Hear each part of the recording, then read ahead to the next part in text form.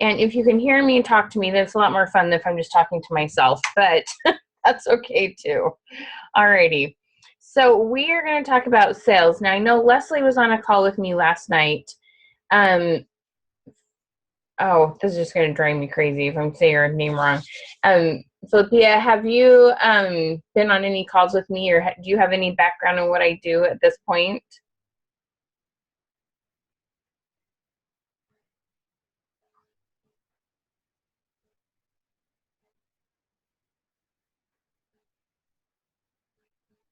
That's your first one. Okay, cool. So let me tell you just a teeny bit about my background. I am very, very big into making sure people have really good questions based on their needs. Okay. And so I ask lots of questions like, what do they need? And get people having really good conversations with me. And it's a lot of fun. And it's really cool to see people open up. And we don't have to feel like salespeople ever because we ask lots of questions and find out what they need. So when you saw this class, Doubling Your Sales, tell me a little bit about your goals and why you wanted to join this class. Like, what were your things like, oh, I need that because I want to accomplish what? Or there's this thing that I'd like to get better at. Like, what sparked for you? What was it that you were thinking about?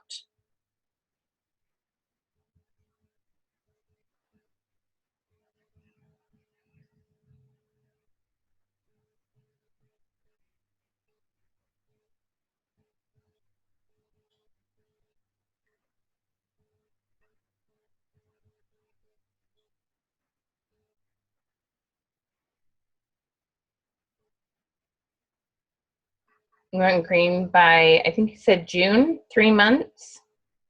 Does that sound right?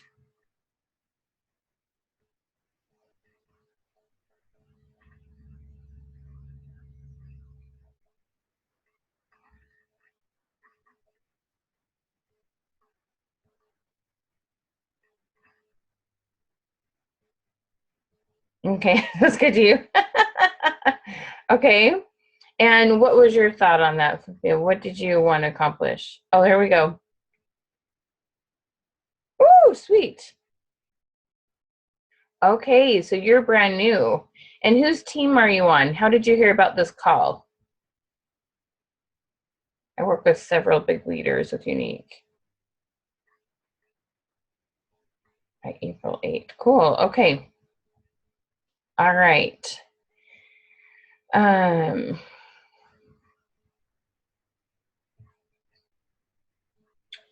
okay, so let's get started talking.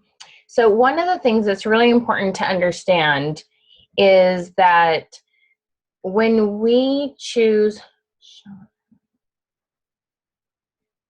I think she's a friend of one of the gals I work with Jennifer, if I remember right. Okay, so it's really, really important to take the time and ask questions before we talk about our product.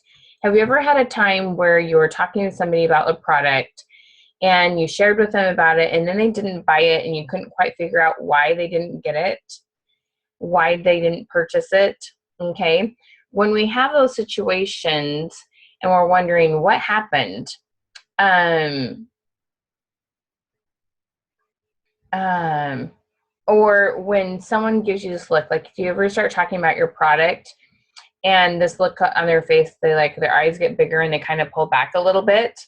Like, you know, when you start talking about your product to somebody, they're not going to run screaming, don't talk to Leslie in aisle 5. She's going to talk to you about mascara. Or, you know, we don't have things like that happen.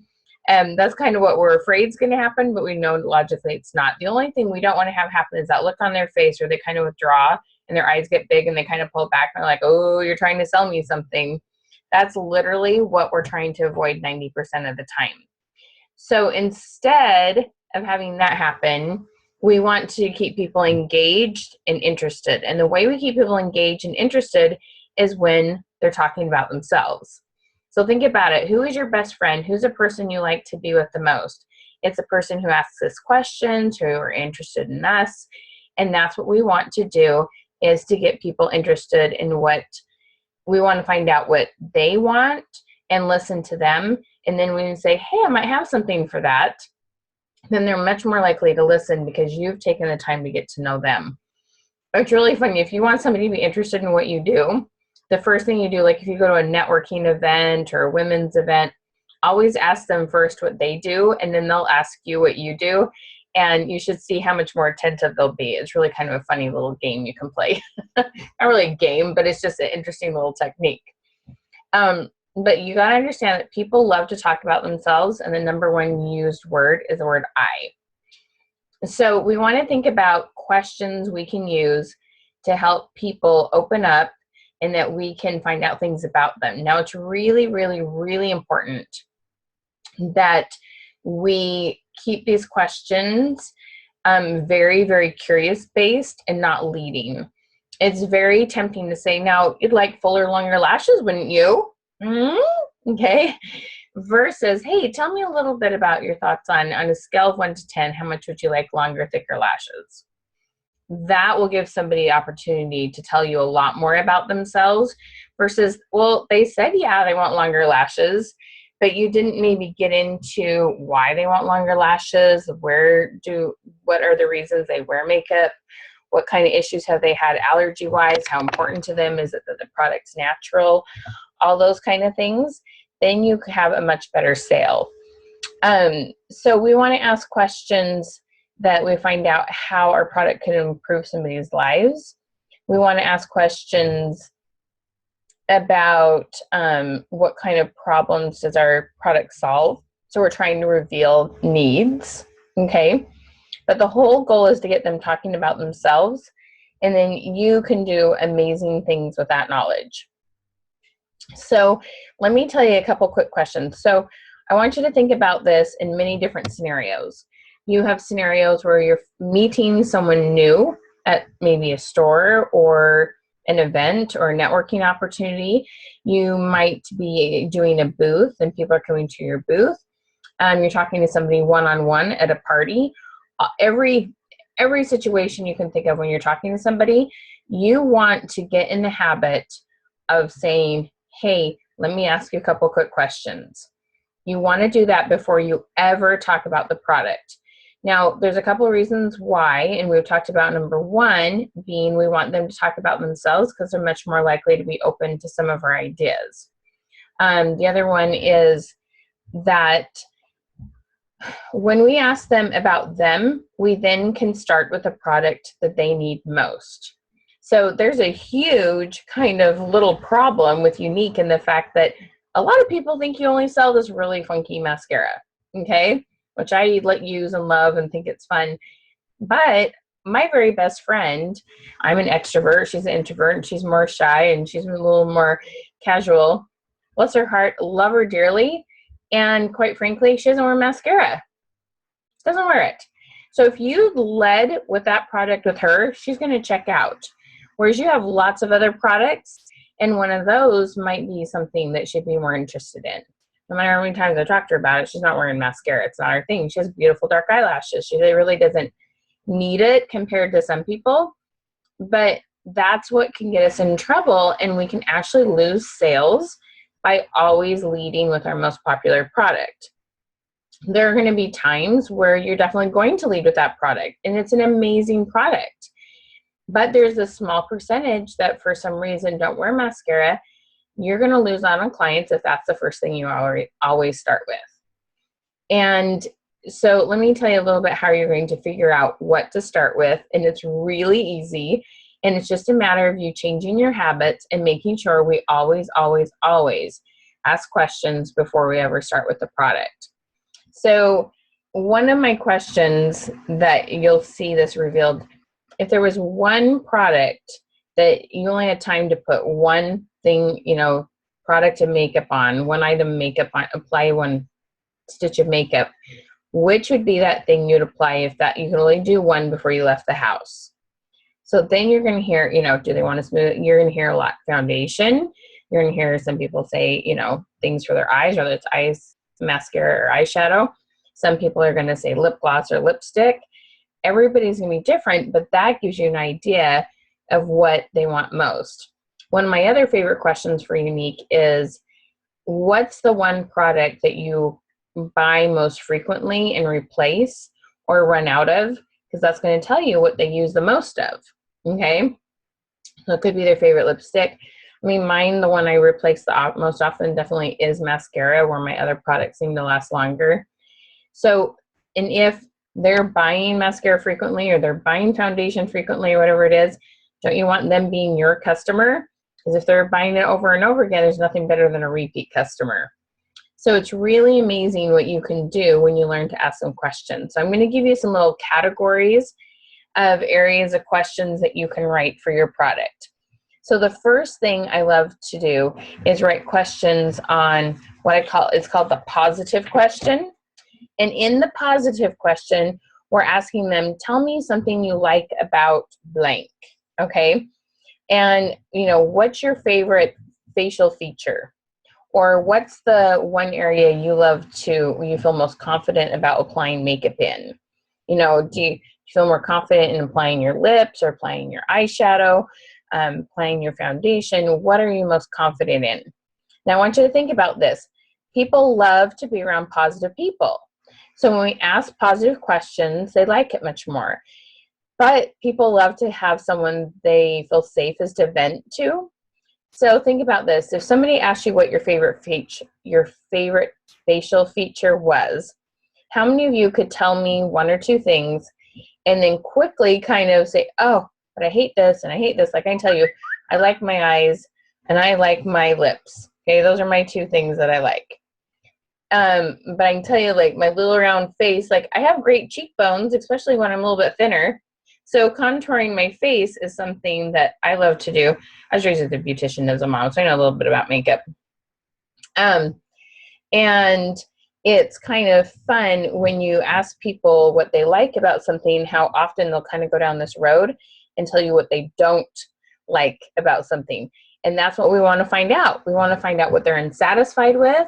We want to find out what challenges they face. We want to find out what they wish they had more of. We're always looking for those little holes that we can fill. Okay, that's always the goal. What do they need?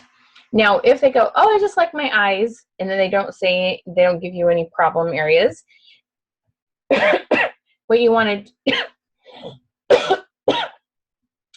do is make it as small as possible, the assumption that they could possibly have any problems whatsoever, because they like it when we're positive. So what we say is, hey, if you could improve one area of your skin, or if you had one new makeup technique, or you could add one color to the palette that you have now, or something like that. We always want to do it forward motion, improve. If you could have one makeup technique that would improve your confidence in applying makeup, or one area of your skin that you would love to improve the elasticity, or, you know, maybe minimize the lines, whatever it might be like that, then that minimizes it, and they're much more likely to tell you what kind of problems they faced. Okay? Now the next question, sometimes when we ask them, we kind of find out what a problem is they have. There's a series of follow-up questions that we can use. Okay, these aren't questions that are just blanket questions. We need to use them as follow-up. So when somebody tells us there's a challenge of facing, so rather they've been trying to make their lashes look longer, or smooth out their skin, or do a smoky eye, or make their lips fuller, whatever it might be, what we want to do to help them save face, it's real easy to want to pop in and go, ooh, I got a solution for that, because you're so excited, because you do. You love your product. You want to help that person. Your heart's in the right place. But when's the last time you were talking to someone you love? Maybe it was your husband or mom or sister, and you're venting about your problem, and they go, well, why don't you just do this? Here, just do this solution. And we're like, hey, okay, people like to think they can come up with their own solutions, and they don't like it when somebody just pops in with a solution like that. It just kind of makes people uncomfortable. So the way they soften that is I ask them, well, tell me what you've tried so far. So then they tell me what they've tried, and I go, well, tell me how well that's worked.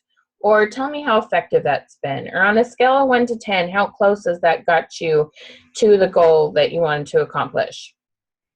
And that is a funny thing, that when we let them talk about what they've tried and go, well, I'm just curious, could I suggest an idea, or could I share with you something? And I like to say, could I share with you something that I've seen work for someone that had a similar situation? And that kind of brings in that feeling of it being a referral, and people like to know it's helped for somebody else. Okay, so that's kind of a fun thing to do. Now, I have several other questions. One of my other favorite questions is on a scale of 1 to 10. And that one reveals a lot. So I want you to think about this. When you've had someone say good, fine, yeah, sure, that can mean like, sure, that can mean sure, that can mean yeah, and that can mean yeah. Like, there's like this whole broad range of good and good, okay? Everyone's different. So getting that kind of response, we're kind of like trying to figure out where they're at, really, how interested are they? And so we can say, on a scale of 1 to 10, how interested would you be in lengthening your lashes? On a scale of 1 to 10, how interested would you be in getting to do makeovers and play with makeup and make money at the same time? On a scale of 1 to 10, how much do you know about applying, let's see, contouring your face? On a scale of 1 to 10, how comfortable are you with applying eyeshadows? Because some people just don't have hardly any experience. Okay. A couple other questions I like for your products that have come out are, tell me what you're using now to apply your makeup with, because you guys have some awesome brushes. And then with your brand new product, what are you using now to remove your mascara or your makeup in general? And those kind of things, if you can you just feel when people respond to those, how much more you could sell? Instead of just selling the mascara and doing this quick cash and carry, finding out about people, or do the cash and carry and then call and follow up and then ask them some more questions and then upselling and get another sale. It's amazing what you can do. One of my other favorite questions for your product is asking people how many times a day they have to reapply their lipstick with your new lip stain you got going on right now. Okay, so there's a lot of fun questions that you can include. So I want you to think about this. When you see somebody buying makeup at Target, or you get talking to somebody that's getting married, or you're talking to somebody whose daughter's just starting to wear makeup, you have all these different scenarios, okay? All these questions make you appear so much more genuine, so much more interested in them.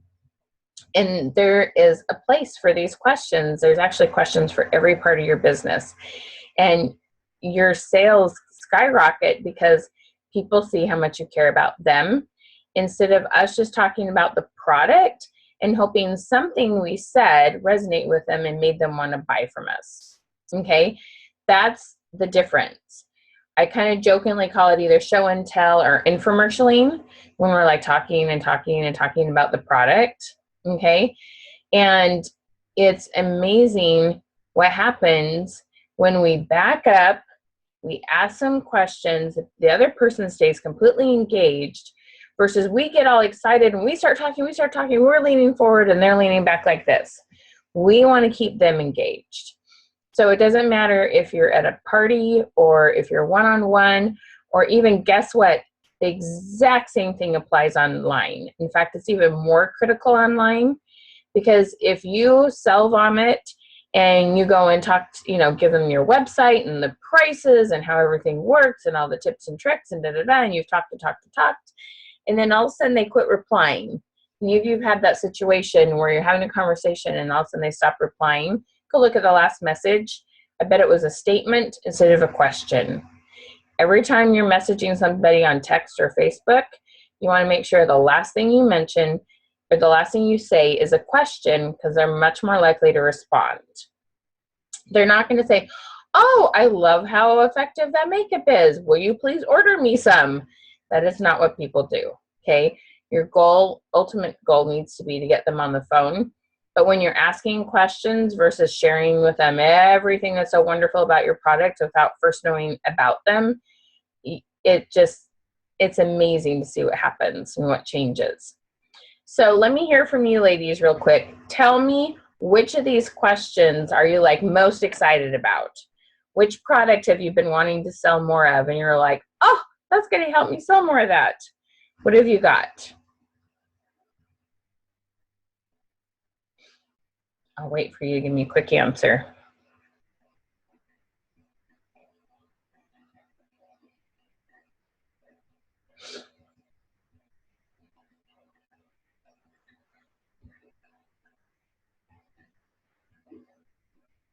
What are the features you most like to accentuate? Yep, that's a good one.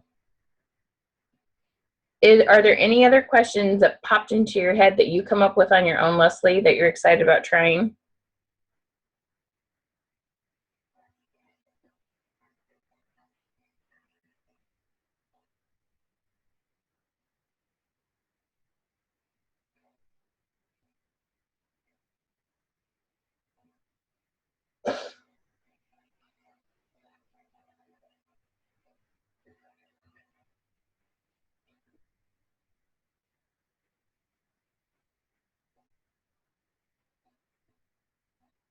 Gotcha. Sounds good. Perfect. Anything from you, Flippia? Flippia?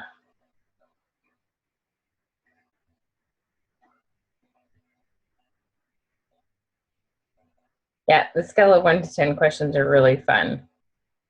Really, really fun. Okay.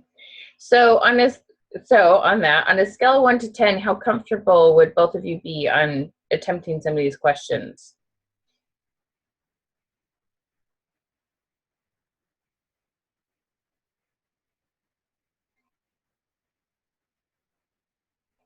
6 to 7. Okay.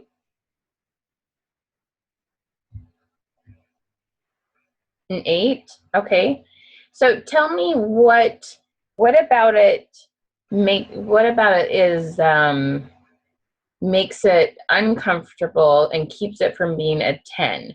Is it just not that you haven't tried it yet, or is it wondering how well it'll work?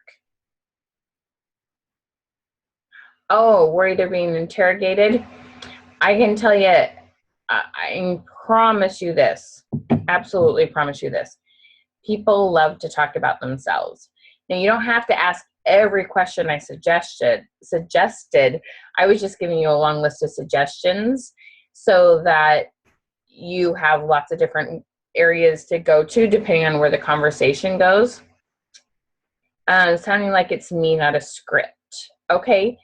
I can see what you're saying, but quite frankly, most of the time when you're talking about the product, you're kind of using a script from the company anyway, and then you start kind of self-vomiting a lot of times. Maybe not you, but a lot of people I work with, and we start getting excited, and we talk more, and we talk faster, and we get all excited. Whereas if we're asking questions, we ask a question, we have to stop and listen, and it goes back and forth, and it actually feels less scripted because there's more of a back and forth conversation than there is just talking at them about the product. It really is amazing what happens, because I have a phone calling system where it's much more talk back and forth versus you just talking at them. And it's, oh my goodness, I love when people talk about, oh, when I do the phone calling, my phone calls like this, they sound much more willing to talk to me. We have a much better conversation. The way I do recruiting is real similar to this, and the fact that we ask lots of questions. And I can tell you, the other person loves it because they've done the talking, not the recruiter. And on top of that, they don't feel scripted. They're like, that was a conversation. That wasn't me trying to just get them to do what I want them to do. And they'll go, okay, I know this person's going to do it for the discount, this person's going to do it for the business, I know exactly where they're at. And yes, exactly, you're developing relationships and you're connecting with people so much more, which also means you can upsell to them. you can make sure that you're getting repeat business and they're going to refer more to you.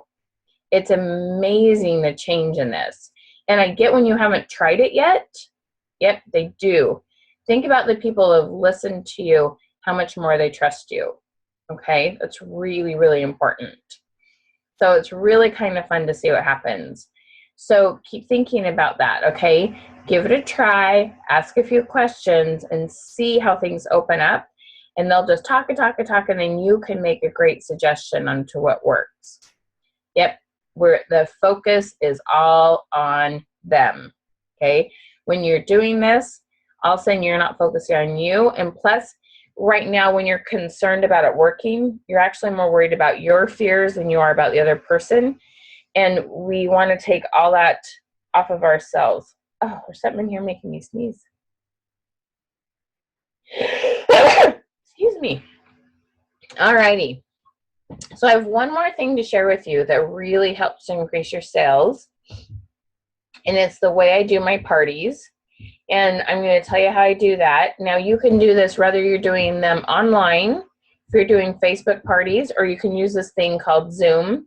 It's an awesome way to do parties because then they can see how you apply it and you can get feedback both back and forth.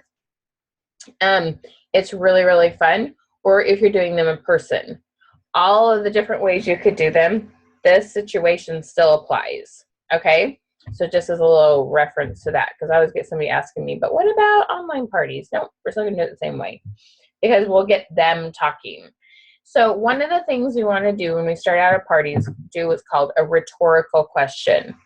We want to ask, okay, so I'm wondering, how many of you would be good? How many of you, and you could start with a mascara on this if you wanted, or something like, how many of you look in magazines or watch fashion change and think, oh, I wonder how I'm going to keep up with that, or I wonder how they got that look. It's just something where, you know, some kind of question where you want people to agree that they're going to relate to, okay? And then we ask a question of them to get to know them. If you could have one new makeup technique, or that question, if you had to run out the house, you only had time to put on one stitch of makeup, what would it be? And then you can find out where people's starting points are. And like I said, you can either do it as a question online or you can do it in face-to-face. Then from there, what's really cool about this is when you ask that question, you get them to introduce themselves. So we have over here, Becky says, oh, I love lipstick. And Susie over here says, I love eyeliner. And they're talking about these different things. Or another one to ask is how many times a day do you have to apply your makeup, or how quickly, you know, what time is it before you look in the mirror and go, man, half of it's rubbed off or whatnot, okay? But when they talk about the different makeup things that they're needing, as you're presenting your product, you can say, Susie, you talked about this, and you put it in her hands, or you get her attention on Facebook, or you tag her. This is something that you might be interested in. The whole idea is that you find out what they need before you start the presentation. So as you're doing the presentation, you're getting their attention and putting the right product in their hands based on what they said their needs were from the very beginning. And what's so cool about this is that people connect to you. They love that you care about them, and you're not just telling them information and hoping at the end they'll buy some. You know what they want from the beginning, and you can help them fill out their forms, and you get much better sales. Now, from there, you want to ask, hey, can I share a story with you? And they'll say yes. And you say, then you share a story about why you love the product. So when I first started doing this, I was actually with a scrapbook company, and I'd ask people, hey, who here has a bunch of memories either stored in your computer or in a box and would love to get them out and have the stories written down for the pictures? And of course, everybody says, well, yes, I do. It's very, now and, you know, once in 100, I'd have somebody that was all caught up with their scrapbooking, but not very often. And so then I'd say, well, you know, tell me if you had 3 memories to preserve. If you could only preserve 3 memories, and for some reason, 30 days from now, your memory is just going to go blank. You're not going to have any memory left. What would be those 3 memories you'd preserve?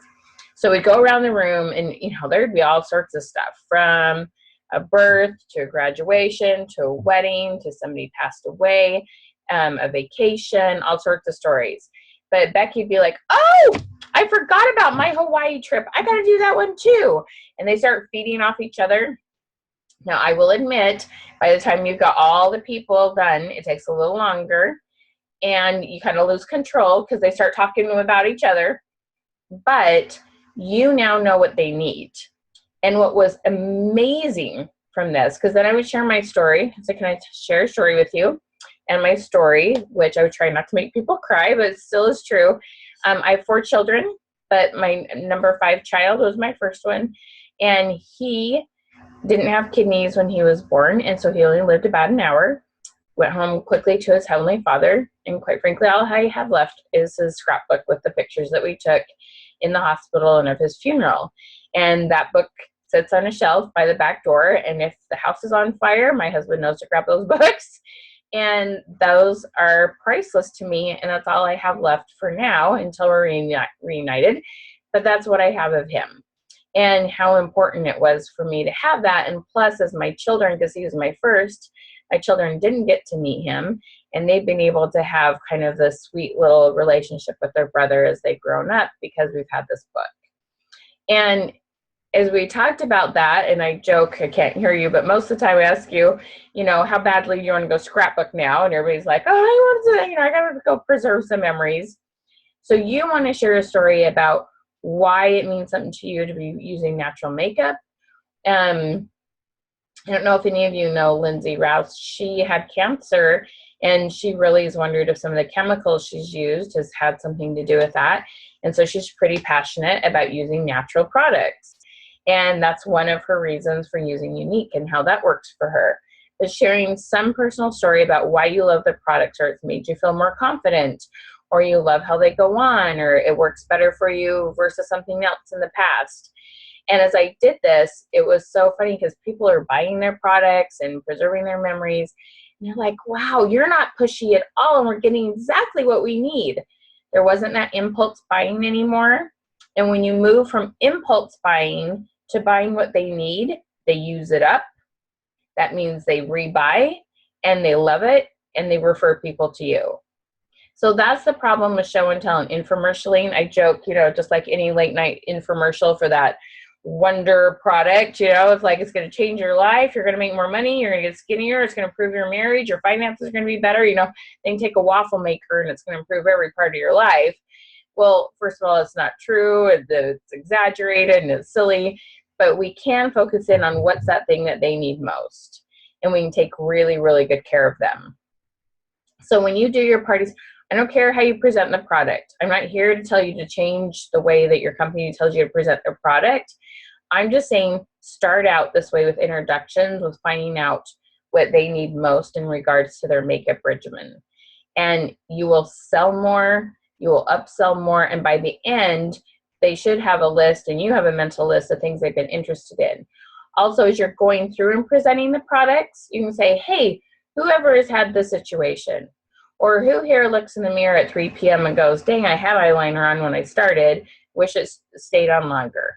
Who here wishes that, you know, they look at their face like, oh, it'd be fun to minimize this or bring this part out. Who's ever wondered how they do that with the stars? You can kind of pull, and some people are like, oh, me. You don't get them started talking again because that's dangerous. But you can have an idea of who needs what if you keep asking questions as you go through your party. And like I say, you can type these things up, and you can type up a little story about why you love the makeup and just copy and paste it in. And you can do that on Facebook too. You can even add a picture or something if there was some sort of story that went with it. Okay. There's all sorts of cool things you can do. But if you can see, you connect to people. And I've had people swear that their party sales have tripled, literally tripled. That about blew my brain because I doubled my sales. I had pretty good sales to start with when I started doing this with my company. I'd earned a trip and had a title. But when I did this, it skyrocketed and I earned the next trip in half of the time allotted. Okay. Almost everybody's putting in that last order at minute, 11:59. And I had it earned halfway through it. It's amazing what you can do when All you do is focus on other people's needs more. So tell me your thoughts on doing your parties this way.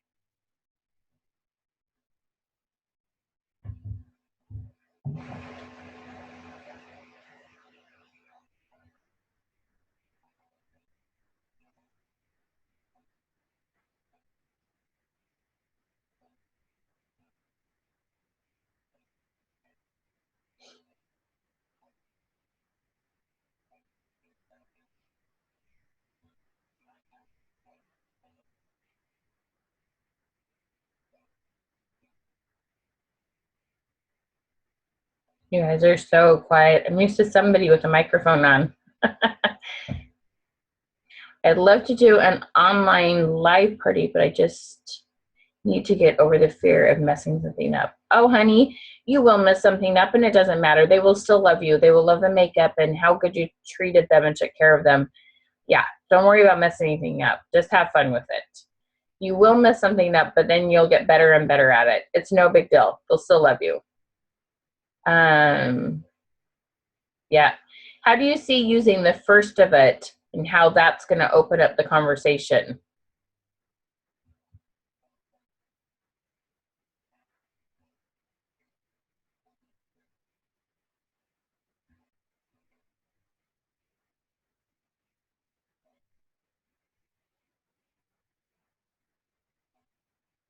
Yep, it gets everyone talking. It's amazing what happens. Okay. All right, awesome. Okay, so if it'd be all right, so I'm just curious, do you see yourself, could you use the beginning of this in your parties? Could you see yourself doing that? And how comfortable is that?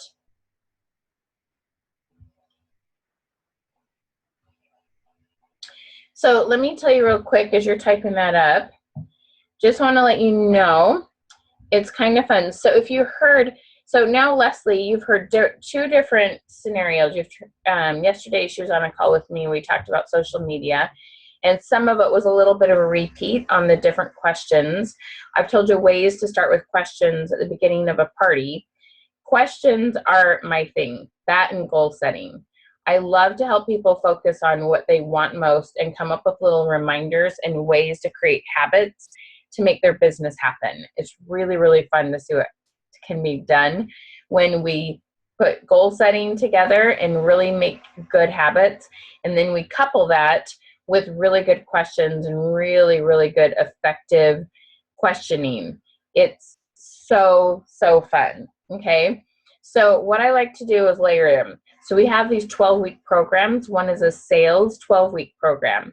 And we talk about their goals, and then we talk about sales techniques, and then we talk about more goals, and we get them really, what do you want to have happen just the next 30 days? So what has to happen each week to make that happen? And then we put up sticky notes. And there's all these, I call goal setting is another way to pray always. And so we see these really fun miracles happen as they go along doing that. It's really, really fun. Okay, so it's so cool, okay, that you can take your business to a whole new level and feel even more authentic. So I offer these 90-day challenges, and the first one that most people do is the sales challenge. And for 12 weeks, we do the same thing like we're doing now on Zoom. It's all recorded, so if you miss it or you want to watch it again, you can go back and see it. It's 1 hour per week for 12 weeks. And we talk about the goal setting, and we talk about the asking questions. And what's so fun about this is you work smarter instead of harder. So you can either work the same amount of hours and make more money, or work less hours and make the same amount of money, whichever way you want to do it. You connect to people more, you get more referrals, and you definitely increase your sales in every area of your business. Because we cover things like parties and hostess coaching, talk about phone calling, all those things. It's really amazing what happens.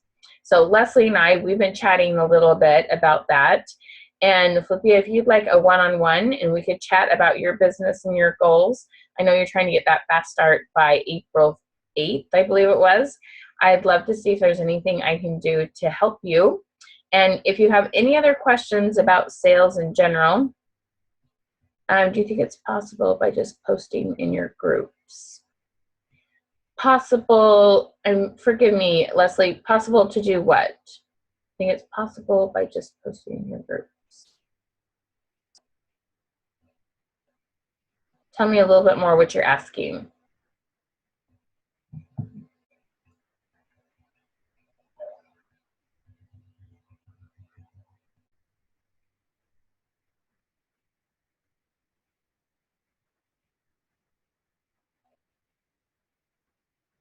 Increase sale by asking questions of people in group posts.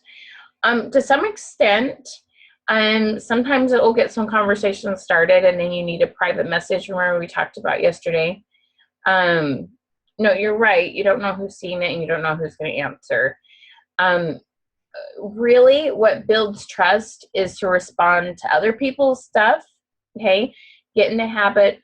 This is a whole nother class, but get in the habit of responding to other people's things so that you are showing interest in them. Then when you post questions, they'll be more likely to answer yours. And then you can start a private conversation and ask them all these questions we've talked about with their makeup habits and finding out what needs they have. And then the goal should always be to get them on the phone. So it is possible. It's just you got to understand there's not like this direct path. Got to like talk to this person about her stuff and this person about their stuff, and then ask some questions and build some relationships and be interested in them. It's like this little fun little weave, and you learn about them, they learn about you. Okay, so does that make sense? It's not like, we used to have this theory, if they see something 6 to 8 times, and they'll finally take action. That's why when you're watching TV at 3 or 4 in the afternoon, they'll show the same Pizza Hut commercial 6 times because they want you to finally order it. Well, you do something 6 times on Facebook, they want to smack you and kick you out of a group. It's different. You have to build relationships there versus see it as advertising. Okay, so it can't be done the same way. We can't just post and post and post enough. That usually irritates people because they can choose, like on TV, you can't choose your commercials. You can choose who's commercialing you on Facebook and block you. So it's got to be more about creating relationships. But the questions will help versus just talking at them. They're less likely to respond to something that we're not asking questions at all. So like if you post a new, you guys have all this new makeup, asking, hey, I'm just curious. Let's take a poll. Who here, what do you use currently to take off your makeup? Okay. And just see what people respond and ask them, can I send you a sample? And, maybe take the package of wipes apart and you put them in little Ziploc bags and you send some samples out to people, then get some people to buy some. So it takes a little more time, but after you get customers, then they stay loyal if you take good care of them. Does that answer your question? I know that wasn't a very direct answer, but that's kind of the system you have to go. Okay. All righty. Well, just so you know, you can always send me a quick email and request to chat with me.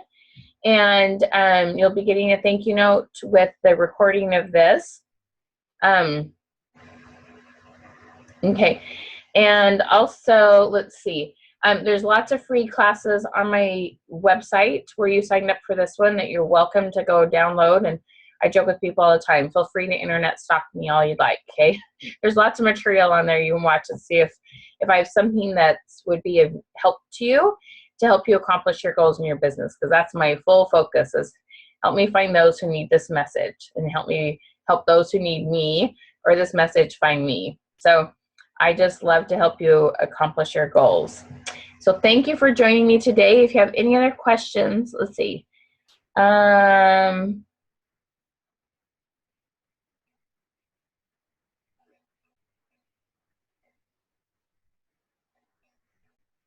You sent me a text last night? No, it's a cell phone.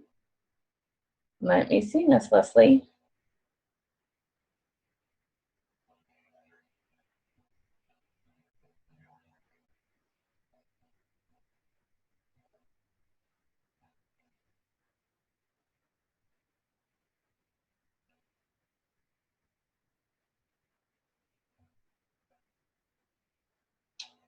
I am not seeing it. Let's see here.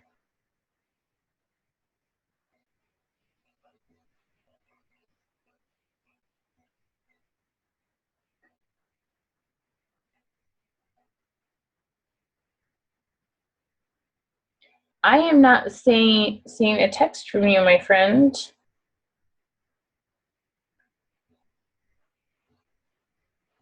Oh, here it is. Sorry, just saw that. References. Oh, people that have taken my training? Is that what you mean? Yes, I definitely can. Oh, yes. Are we friends on Facebook? I think we are. What I'll do is I'll send a message and I'll say, hey, Leslie, Jody, Lindsay, some of my gals, would you guys like to tell, Leslie a little bit about what they've, yeah, go for it. It's Michelle Hess Withers. And then is that an okay way to connect you that way?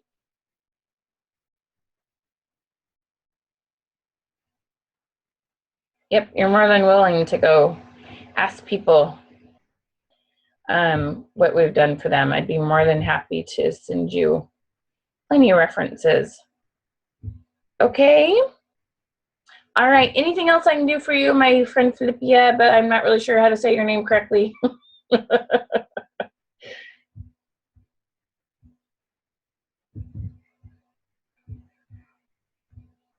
All right. I'm going to Facebook right now. I have to get my daughter to school. But if there's anything else you need, please let me know. Thank you for joining me. Have an amazing day. And we will talk to you soon.